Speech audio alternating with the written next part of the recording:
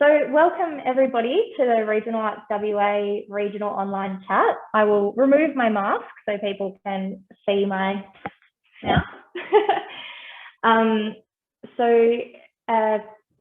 We are running this online chat. It is a kind of a bit of an informal chat for everybody to get an idea about the RAF project grant, which we currently have open, and also just an opportunity for everyone to, I guess, see our faces. I'm Fleur. I am the current coordinator for the grant programs that Regional Arts WA runs. And I'm just going to go around and do a quick introduction to our other staff members that are joining us today, so you can meet them. First off, we've got Amber Lawney. So she's actually taking over from me from next week. And so while I'm hosting today, she'll be hosting any in the future. So Amber, did you want to jump in and say hi?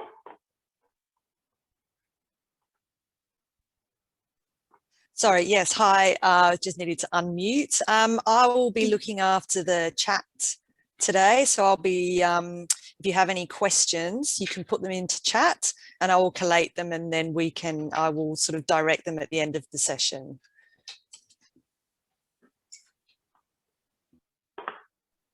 Han, do you want to? Hi, I'm Hannah. I'm a project officer at Regional Arts WA and manage the funding programs.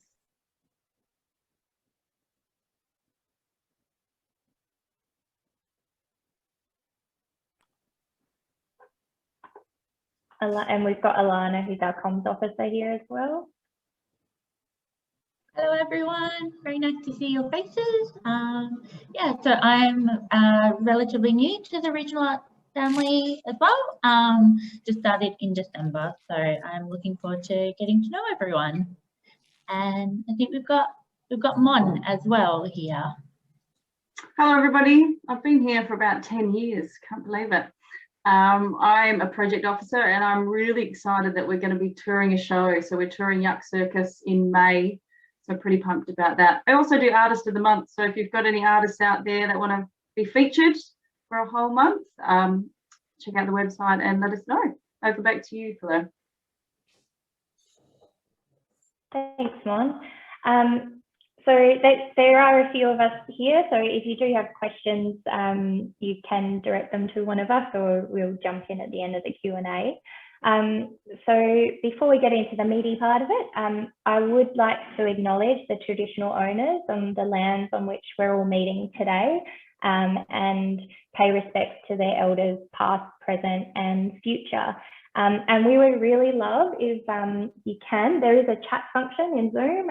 If you wanted to put in the country that you're joining us from and the region as well, we would love to kind of see where everybody's joining us from. I'm currently on Whadjuk Noongar country here in Perth. So again, just a bit of housekeeping. We do ask that you mute your mic while you're not talking. And during the presentation, you can actually type in the chat if you have any questions that come up, and yes, Amber will be monitoring them as we go through. So I do see some familiar faces, but also a lot of new faces in the group.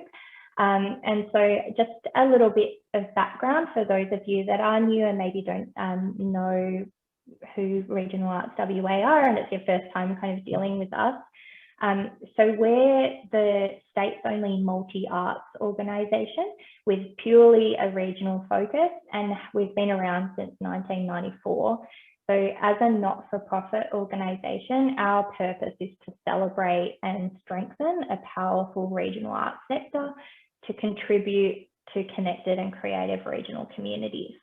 As part of some of our programs that we run, we advocate for and administer funding with support from and on behalf of the state and federal government. So the two programs that we're going to talk about today are an arm of that. The RAF, the first one is the RAF project grant, which I imagine most of you are here to hear about. And that one is a stream of the Australian Government's Regional Arts Fund. So that's managed nationally. It's a national program by Regional Arts Australia, and we administer it here in WA. In 2020, the Australian Government also announced a targeted program to respond to the difficulties experienced by regional artists and organisations and communities who are heavily impacted by COVID. And the RAF annual event is a stream delivered through that recovery boost that they put out. So yeah, again, if you have any questions, put them in the chat and Amber will be monitoring them. And I'm actually going to stop talking now and hand over to Hannah, who is the project officer for the RAF project grant, and she'll give you a rundown on everything project. Thanks, Fleur. Welcome to our regional online chat. Today I'm going to share some information on the RAF project grant firstly, and then touch base on the RAF annual event, but also give you some handy tips about the crossover between the two grant programs at the end. The RAF project grants are intended to assist arts and cultural development projects through both an individual category or community category, which I will now touch base on the difference between the two. So individuals can apply up to $15,000 to assist individual artists and arts workers to undertake professional development and or a creative development project. Individuals can be emerging or professional, however, must show a dedication to their chosen art form. Previously funded projects have included undertaking research and creative development, professional development opportunities to upskill local community members, etc. So the community organisation, the community category, is open to organisations, art groups and local governments, which can apply up to $30,000 to undertake projects that involve regional artists and significantly engage their community in which they are based. Funding can also be used for professional development opportunities for regional artists, arts groups or community organisations. Previously funded projects have included a series of professionally facilitated community workshops tailored to upskill participants in singing, acting, creative writing, storytelling, movement and visual design. Eligible projects must commence from after the 1st of July 2021 and must be completed by the 30th of June 2022. To be eligible for the grant, you must identify as either an individual artist or a not-for-profit organisation or a local government and be based in regional WA. Eligible projects will need to be between the modified Monash model on the Dr. Connect website between MMM2 and MMM7 classification. Physical addresses that are located at a MMM1 address are ineligible to apply. A link to the Dr. Connect website can be found both in the application form and the application and resource guide. We are always here to discuss your project and will offer advice, and remember to check the guidelines and cross-reference them with your application. It is important to do this as the guidelines support the assessment process. For a project grant, the assessment criteria will focus on impact, partnerships, reach, opportunities, quality, and viability. There is more information on these within the guidelines, and further clarification specific to your project can be obtained from the project officer, which is myself. We will just take a quick look at the project grant website, which you will find, just wait for Fleur to enter. Perfect. So we're just going to give you a little snapshot on the Regional Arts RAF Project Fund Grant website. So you can find all the information you need to know about the program is on this page. So on the right hand side, a snapshot of the eligibility of the project grant, the closing dates, guidelines, and contact details for myself. So they're kind of like your little snapshot, quick, easy contact details. As we scroll down the page on the website, you'll see the RAF guidance material, the eligibility grant criteria, the RAF objectives, how to apply, etc. If you would like to see what has previously been funded through Project Grant, formerly known as Project Fund, you will see the successful applicants from 2017 and 2018 rounds, which Flir's kind of scrolling around at the moment for you to have a look. So with Project Grant, we have some handy tips. They're always good to know with helping you submit your application to one of our grant programs. So we encourage all applicants to speak to a project officer before commencing an application. A handy tip prior to sending a draft application to your project officer is rereading your application to make sure you have ticked all the boxes and you have met all the grant criteria. Always hit save when you have made changes to your application, including support material that is relevant to your application. For example, identifying key partners within the project, including artists, arts workers, CVs and biographies, letters of confirmation from your artists and arts workers, previous examples of artwork, previous experience of your own art form, like through experiences or reviews. Make sure your budget balances to $0. Refer this. There is a note in both the in the budget section of the application form, but also the budget section in the application and resource guide, which goes through the budget detail of the application, what is expected in a bit more detail. Additionally, we would like to remind applicants that draft reviews are an option, and we have identified that for Project Grant, these will need to be sent 2 weeks prior to the closing date. So this means for Project Grant, draft reviews are due on Thursday, the 25th of February, which is 2 weeks prior to the grant closing date. I'll go through what can be funded through Project Grant when I go through the annual event, because you can apply for the same components between the both funding grant programs. So I'm just going to share a little information on the RAF annual event for organisations who run annual events who are actually within this session today.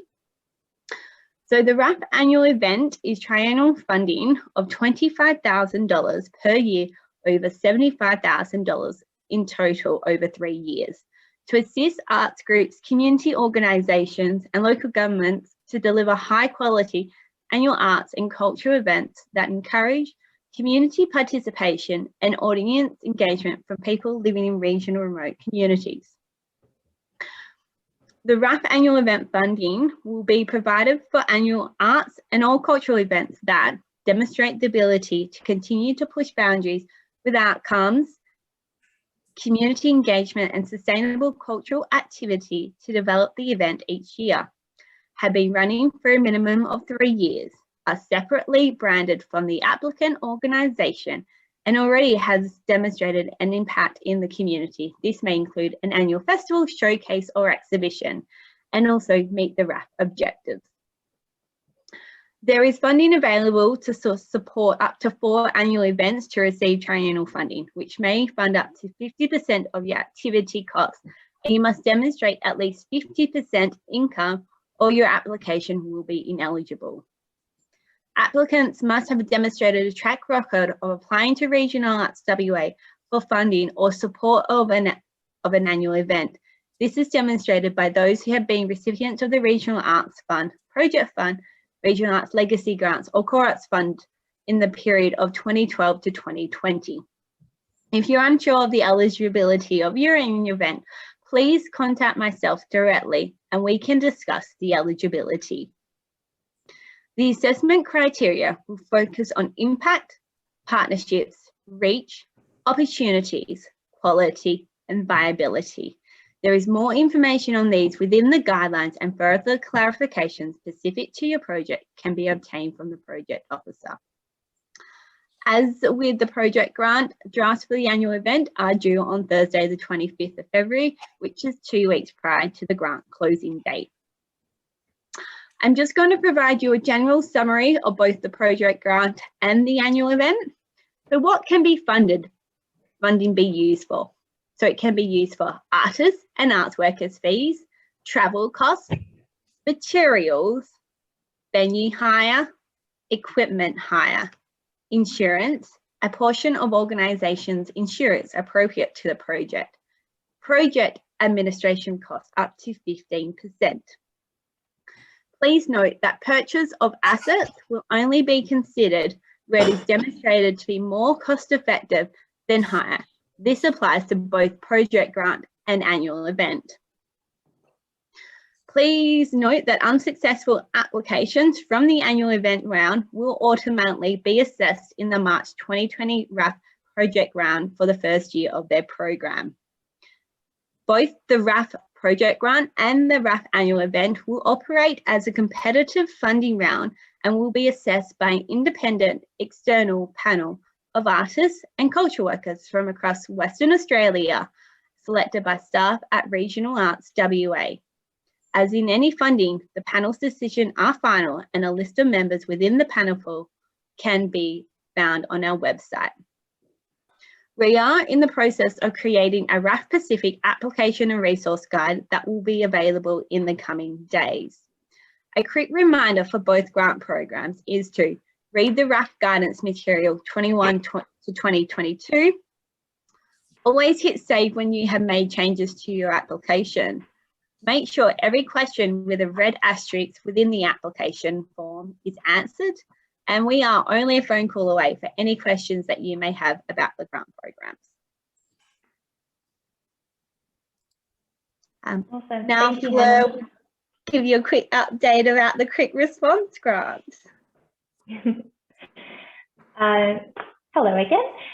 So yeah, there is one more grant which is currently open. It is a smaller grant and it is also part of the RAF, so Regional Arts Fund program. And that one is the Quick Response Grant.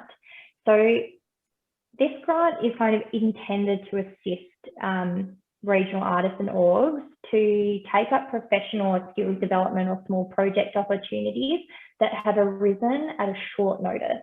So they're kind of things that maybe couldn't be planned, but fit within what you're kind of working towards as an organisation or as an artist.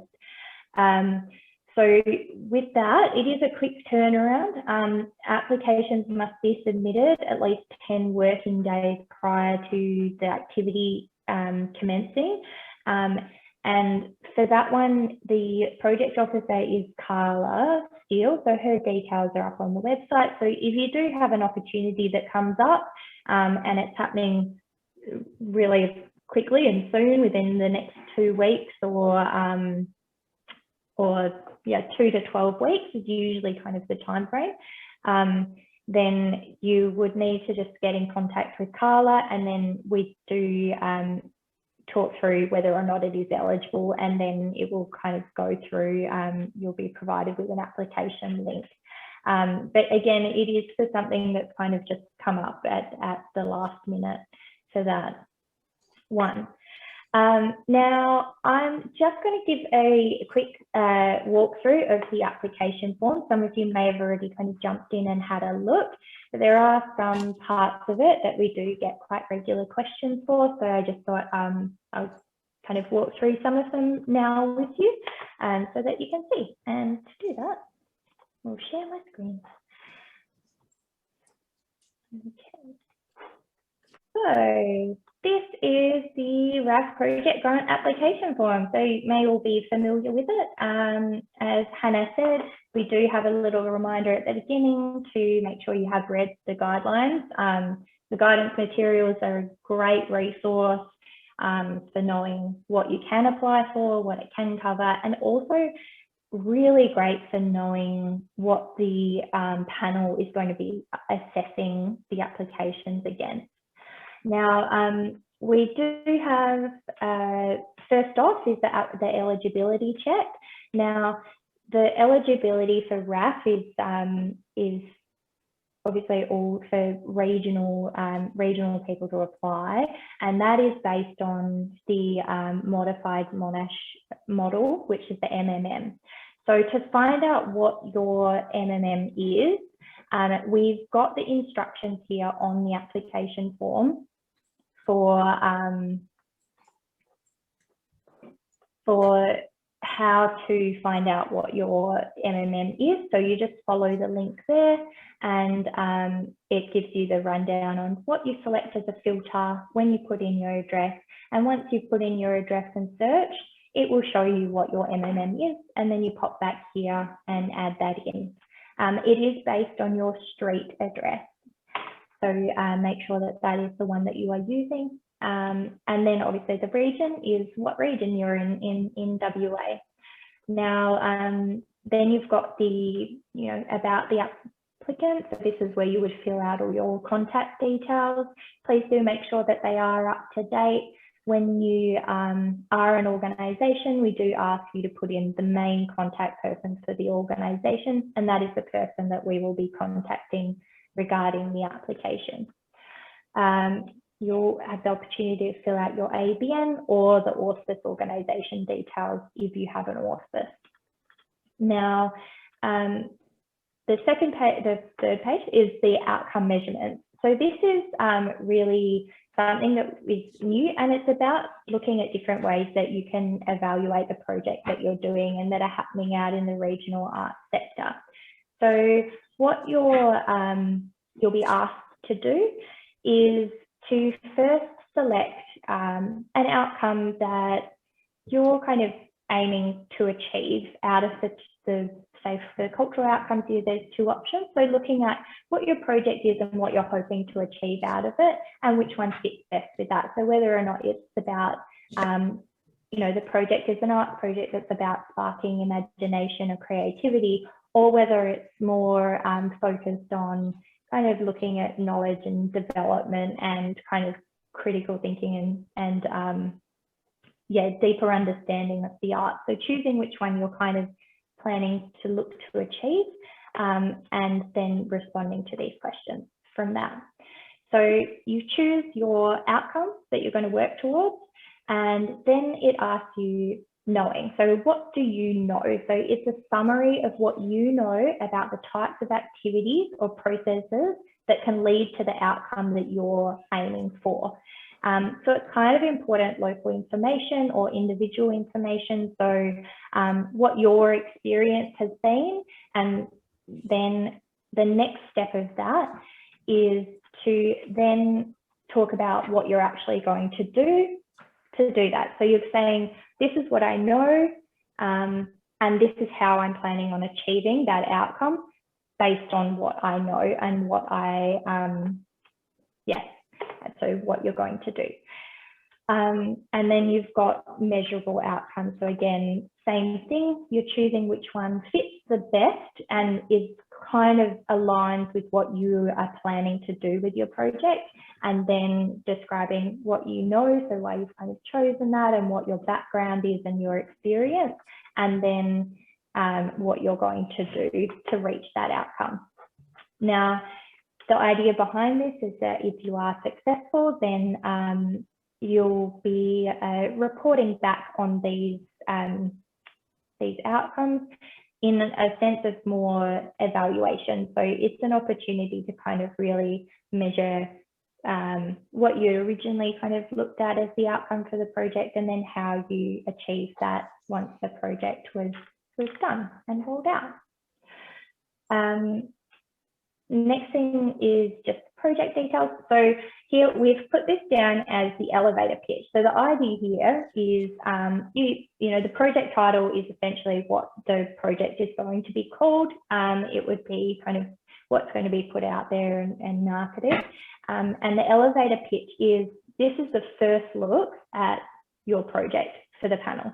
So it's really about if you were kind of stuck in an elevator with someone and you just had to give a quick explanation of what your project is, like the who, the what, the when, the why. You've got a couple of sentences.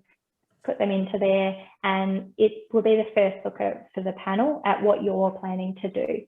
And then you have the opportunity to really dig down into the details of it below.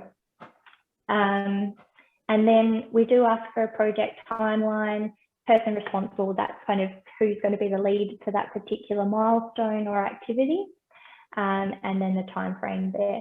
Now, do check the project dates, because they're for this project round, it's for projects that start after the 1st of July. So that's all of the main activities of the project happening after the 1st of July, coming through there. Then you've got the RAF objectives. Now, this is where I would say look at the guidelines and have that as a reference, because these questions link directly back to the guidelines under the assessment criteria section, and there you will see some prompts of what those particular criteria mean and what may be considered against that criteria. Some of them may not be relevant to your project, and that's okay. They're there just to give you an idea of what they mean. So scroll through, then you've got an opportunity here to upload any documentation and support letters from the key partners for your project. So this is really about people that you, or organisations that you are partnering with for this project, that may be providing or sharing resources and responsibilities for the activities that you're going to deliver, and uploading letters of support from those key partners that play an integral role in the project is really, really important for being able to show that you have the kind of capacity to deliver and that the project is viable. If you are planning on working with First Nations cultural content or communities, you do need to provide evidence support if you are not a First Nations applicant, that you actually have kind of gone through the right processes and followed the protocols of working with that material, the people, organisations and community. And there's an opportunity to upload that here. Then again, more support material. This is key personnel. Hannah did touch on this, making sure that the key artists and arts workers that are involved in your project, that you are listing them here, including a bio. So bios, just a short paragraph on who that artist is and what they do, and a CV. And then the agreement is essentially to show that you actually have, oh, Katie, could I get you to mute?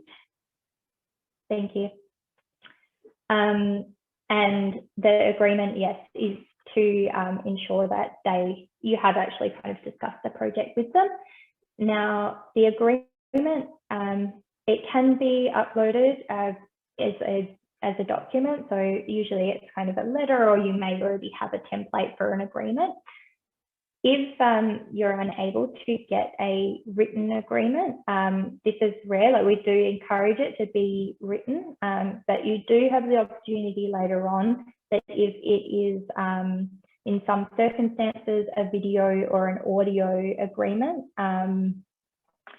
is the only way of getting that with some artists or arts workers or people involved. So you can upload that in the support material, just as a note for everyone.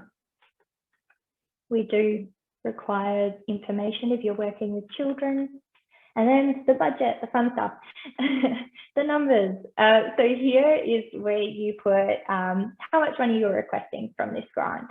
And then you have the opportunity to list any other cash income that you will be receiving or sourcing or contributing towards this project and the activities that you are outlining in this application.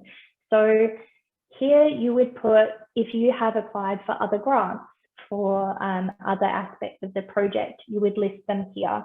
It's okay if they're unconfirmed. You just use in the status column, you would put unconfirmed, and we do check in on that after if you are successful. And so we do encourage you, you've got your applicant contribution. If you're putting money towards it, make sure that it's listed there. And then you have cash expenditure. So this is where you are listing all the expenses that are part of the project that you're delivering.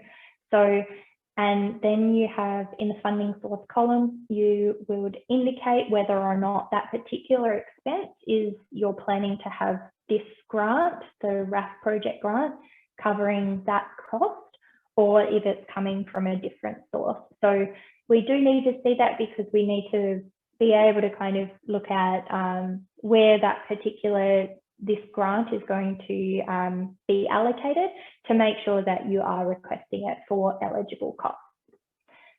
And then this is where Hannah was talking about making sure that your budget balances.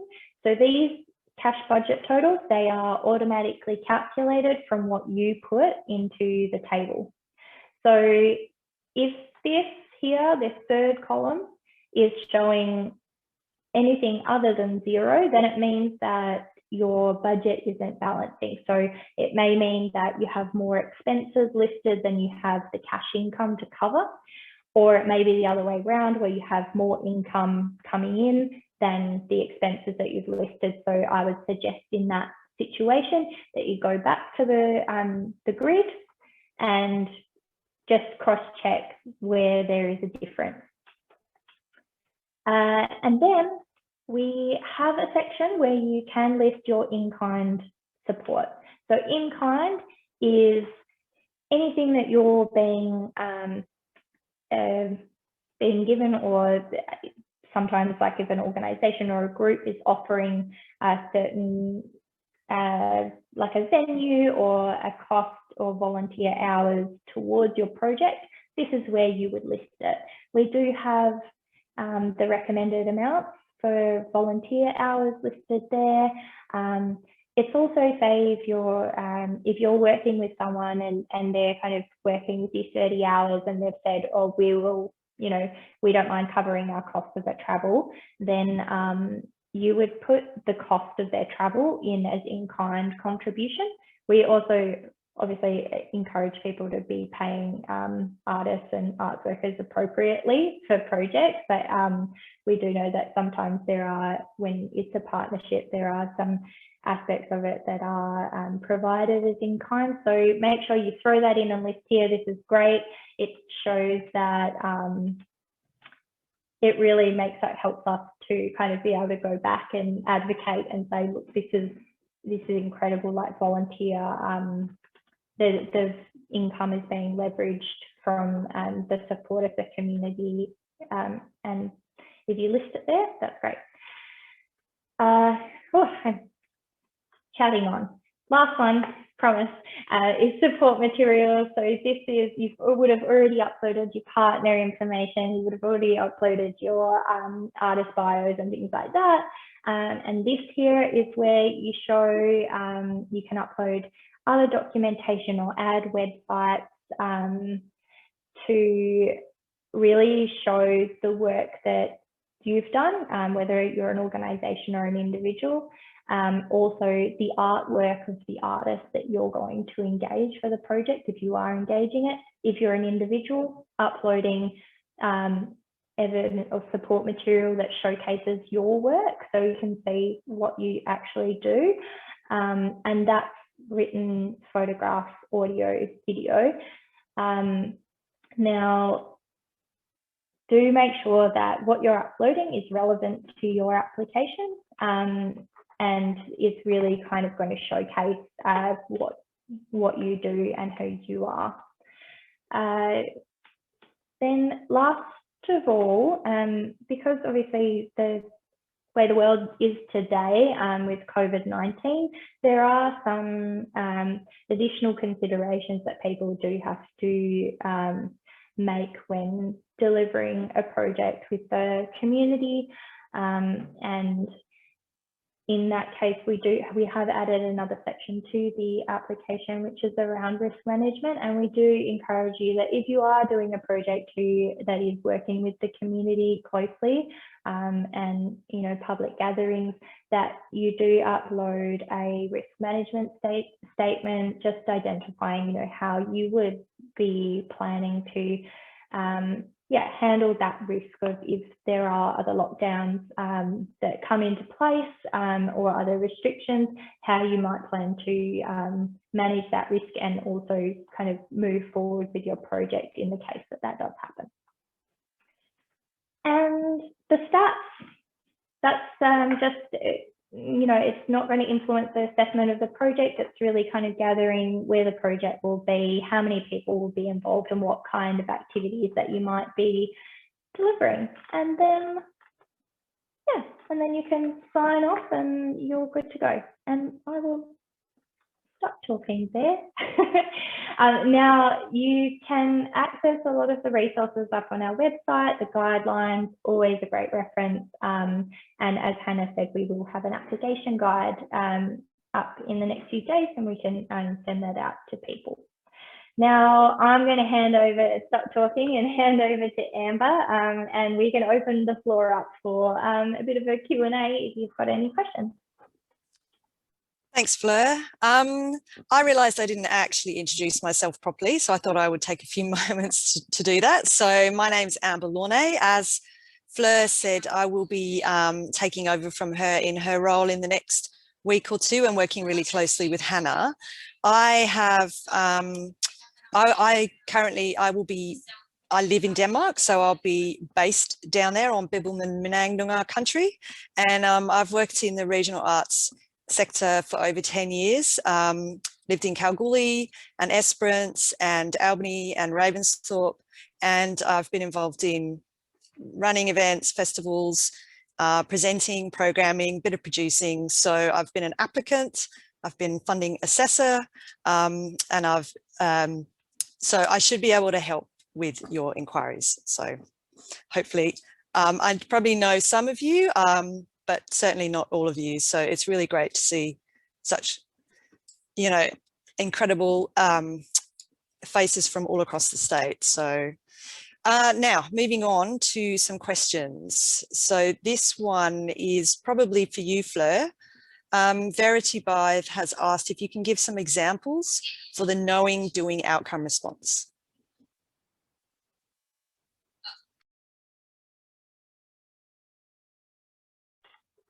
Yes, I can. I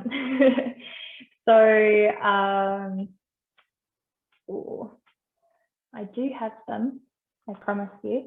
So we actually have, the website, a resources section which has funding resources, and in that we have a section around the outcome management, which I don't have up. Could we skip to another question and come back while I just open it up? So I don't have it off the top of my head. Sure. Second question. So when reporting on those particular outcomes, is that done through the grants portal as an acquittal, or are there other expectations for other surveys that need to be created? Yeah, so what we've done is it is through, the evaluation is on another platform from Smarty Grants, but what we've tried to do is so that there isn't a double up in the information that you're providing us. So the statistics and so the numbers and the budget will go into a form in Smarty Grants. So it kind of attaches below your application if you're successful. And then the second aspect of it, which is the evaluation, is just in white box. So the stats and the numbers and the money goes into Smarty Grants, and then the kind of celebration information and evaluation goes into white box. But we walk through people with that. So we do a little bit of an induction and workshop on that once if you are successful, so that it's as streamlined and as quick as possible. Is it necessary to provide in-kind expenditure in the budget? No, it's not necessary. If you are getting in-kind support for your project, then we do suggest that you do record it because it does kind of show that you're leveraging funds.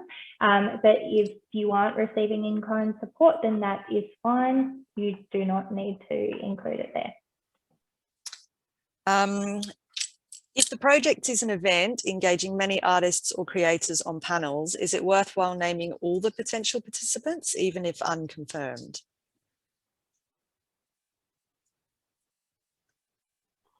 Maybe sorry, Hannah? Could you, yeah. Han, did you want to answer that one? Sure. Yes, it's worthwhile including them in your application. As Fleur went through the application process with you, there is just a little box to say if you're involving any other artists within your application, you can just include them in the other art workers details. But if you've got the ones that are confirmed and you have their biographies and you have their letters of confirmation, include those, but list them, the other artists and arts workers listed below. And we've got a question about support material and the limits. What do applicants do if they have a catalogue for a recent exhibition which exceeds 5 pages? So if you do have a document that is longer, then there's 2 options of ways that you can do it. So the limits means that the panel is only going to read that number of pages of what you upload. So the options is that you extract those particular pages from the larger catalogue document and upload that. Alternatively, you can upload the full document, and then in the description of the support material, you would identify the 5 pages that you want them to look at.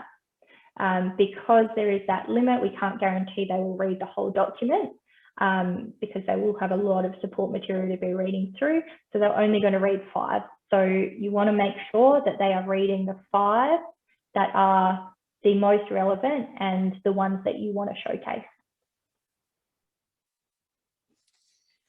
This one is about the definition of materials, and does this apply to technology? If someone is working in digital media arts and they need to purchase, say, a small app or some piece of software that would be classed as a material, can it be classed as material? I would say if it's an initial purchase, yes. If it's an ongoing subscription, then no, because there does need to be an end date for the project. Another question about support partners. So if an applicant if you're making an application, can you identify support partners that are actually based in the metropolitan region?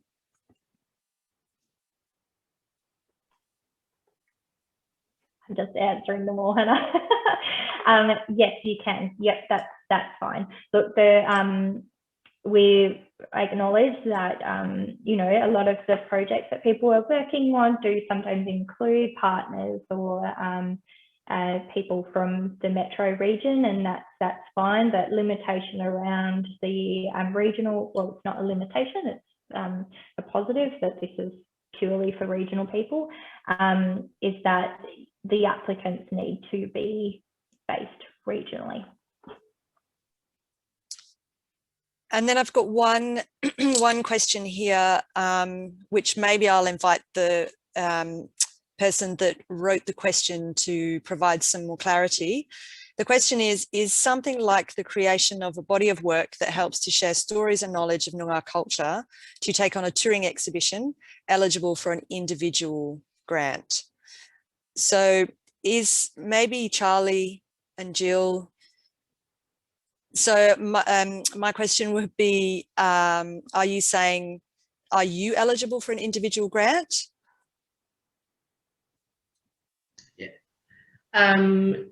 Yeah, Charlie, we're looking at Charlie applying for an individual grant, and if that sort of activity is what it's intended for. Hannah, did you want to answer?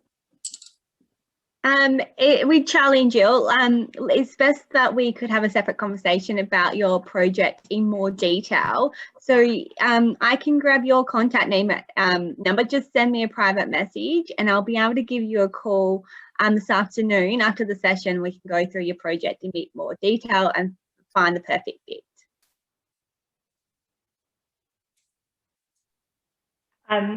I will jump in as well, and for the individuals it is for creative development and for professional development. So if you're working on a creative development of a body of work, then that can fit in. But as Hannah said, it's always obviously particular to each specific project. So it's always good to just run it by before you dive in.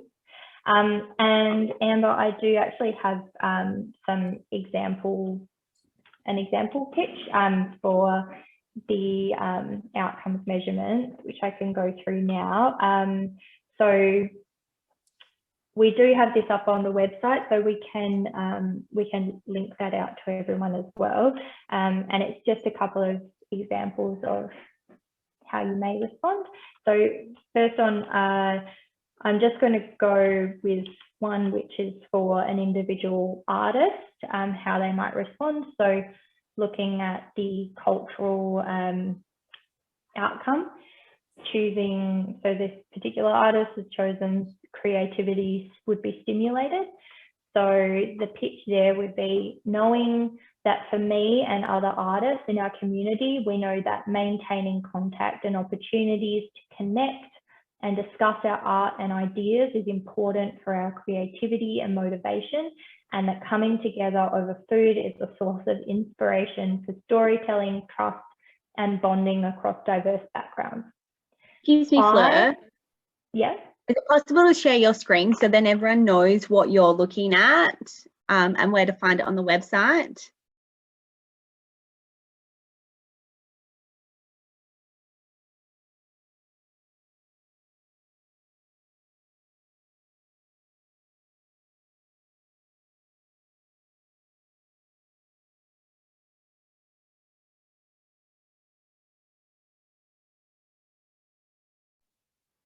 Fleur, you're muted.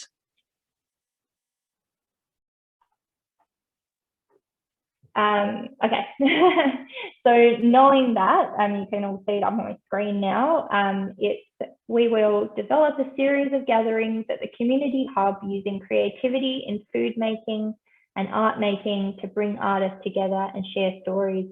We will use opportunities as inspiration to make new art that grows out of these gatherings. We will facilitate a collaborative art making opportunity along with a curated shared meal to strengthen a sense of individual and group identity. So they've chosen creativity stimulated, and they've outlined, the background of what they know and their experiences, and then what they're going to do to kind of achieve that outcome or work towards that outcome. Hopefully that helps. We've got a couple more chats. Someone said it's not clear if marketing expenses can be claimed under the RAF project grant or the annual event fund. Is this possible?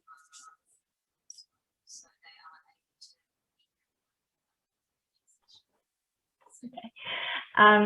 So yeah, if they're direct project costs, it would fall under project administration, and so it can be covered. But if that is the kind of main cost that's being, or the primary cost that you're looking for funding for, this grant may not be the right one. Again, checking in with Hannah to have a chat about that would be a good suggestion there.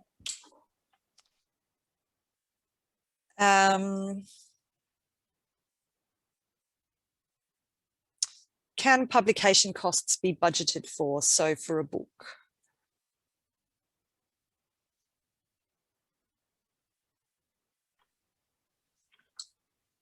Again, I would suggest Zazo, that you do connect with Hannah just to talk over what you're kind of looking for the funding for overall. What I would say is that if it's just publication costs, it may not be. But if you're looking at it as a creative development or of a work, and what comes as the final outcome of that is the publication of that work, then those costs are directly related to that development that you're getting the funding for. So it can kind of sleep in there. But yeah, again, checking in with Hannah just to make sure. We've got a question relating to, can you apply for 2 grants? Jump in again. So is that, I would just, I'm not sure who asked that, but are you asking whether or not you can put 2 applications in for the same grant, so the project grant? That was Lauren Rudd. So the question is, can you apply for an asset and for community workshops? So 2 grants. So is it 2 separate projects or 1 project together? 2 separate projects.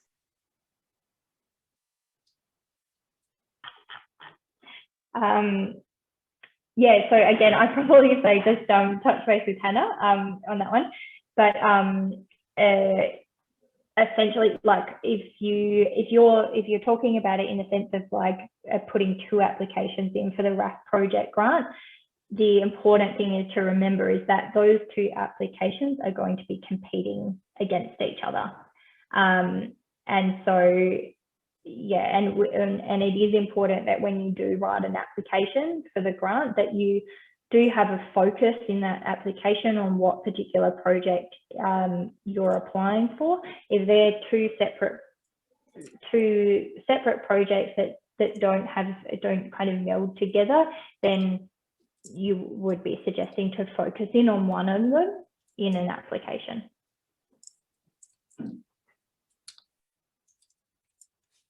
I don't think there are any more questions. The other questions that I can see, I would say, in terms of responding to those, the best thing is to talk to Hannah, who is the project officer responsible for the RAF project fund and the annual event fund.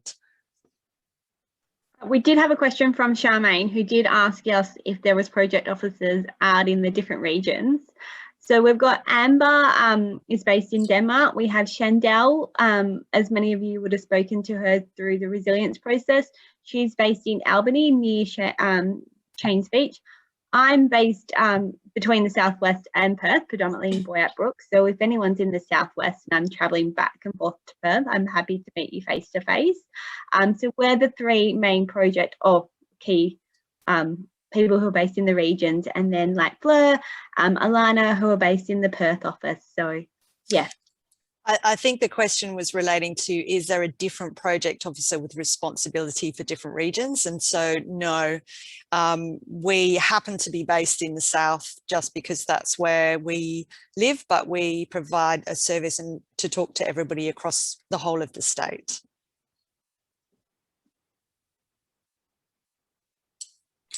Brilliant.